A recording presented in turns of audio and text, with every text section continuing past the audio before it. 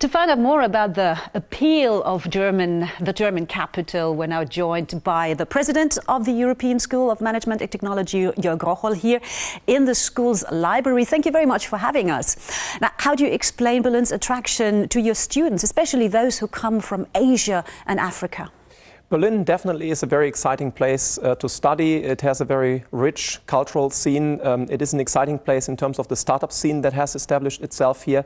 So there are lots of attractive ingredients. Also, the cost of living is pretty low.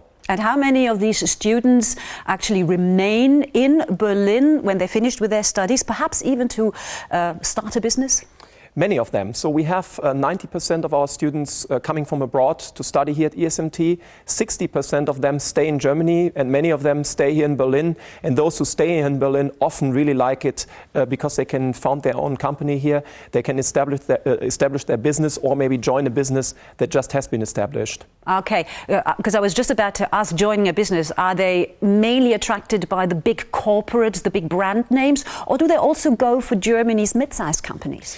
It's actually rather startup companies that they join. The fact is that Berlin does not have any headquarters of major companies, also DAX 30 companies being located elsewhere in Germany. So therefore it's really the startup scene that gains so much attraction. Well, Berlin also hardly has any industry. Why is that?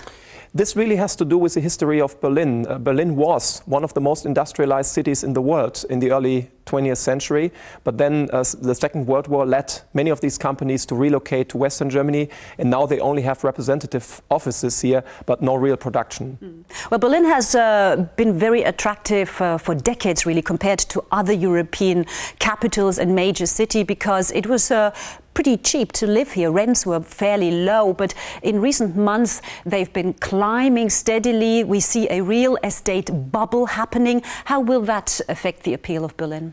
Still, the prices in Berlin are much lower than in many other European capitals, Western capitals, so this is still a real advantage. Of course, once prices will catch up with other cities, this may change the game, but for the moment it's still fine. Okay, and what is your personal reason for being in Berlin?